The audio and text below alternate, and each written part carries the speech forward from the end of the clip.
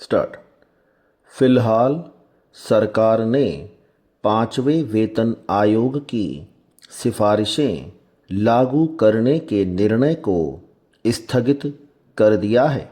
विरम, अगर वेतन आयोग लागू हो जाता है तो इससे करीब करीब 52 लाख सरकारी कर्मचारी लाभान्वित हो जाएंगे और इसके लिए सरकार को 13,500 करोड़ रुपए की आवश्यकता पड़ सकती है।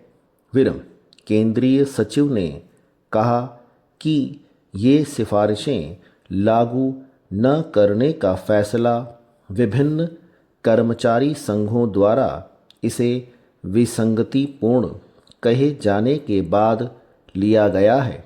विरम, उन्होंने कहा कि सरकार ने सोचा था कि करोड़ों रुपए खर्च करने के बाद कर्मचारी खुश होंगे, किंतु देखने में यह आया है कि इससे अधिकतर लोग असंतुष्ट थे।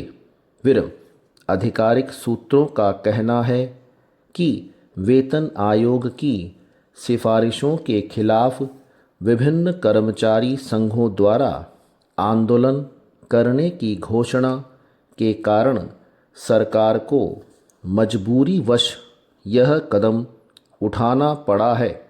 विरम, कतिपय सूत्रों का कहना यह भी है कि सरकार ने ये सिफारिशें केवल इसलिए मंजूर की थीं ताकि कम वेतन पाने वाले कर्मचारियों को इसका पूरा लाभ मिल सके।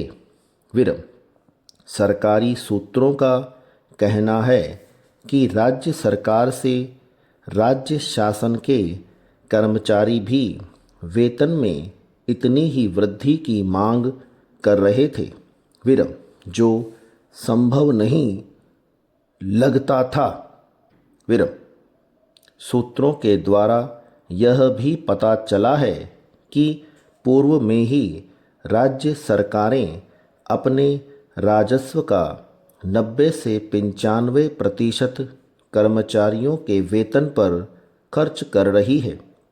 विरम, सरकार के इस निर्णय पर प्रतिक्रिया व्यक्त करते हुए भारतीय कम्युनिस्ट पार्टी के सांसद गुरुदास दास ने कहा कि जब सरकार को मालूम था कि विसंगतियां होने से वेतनमान का विरोध होगा तो उसने इसे लागू ही क्यों किया।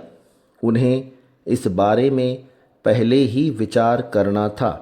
विरम, वेतन आयोग के एक सदस्य ने कहा कि वेतन आयोग की विसंगतियों से ज़्यादा दूसरी बात जो सामने आती है वह यह है कि सरकार सही निर्णय लेने में सक्षम नहीं है।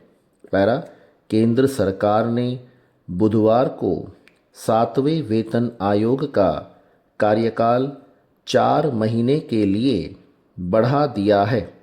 विरम, एक दिन पहले ऐसा बताया जा रहा था कि वेतन आयोग सितंबर के अंत में अपनी रिपोर्ट सौंप देगा, लेकिन कैबिनेट बैठक में कार्यकाल बढ़ाने के लिए अंतिम मुहर लग गई।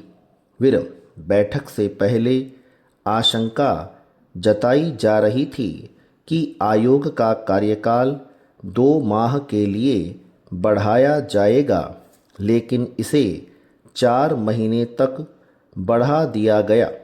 विरम, योजना के अनुसार बताया जा रहा है कि 7वें वेतन आयोग की सिफारिशें 1 जनवरी 2016 से लागू होने की संभावना बनती दिख रही है। स्टॉप।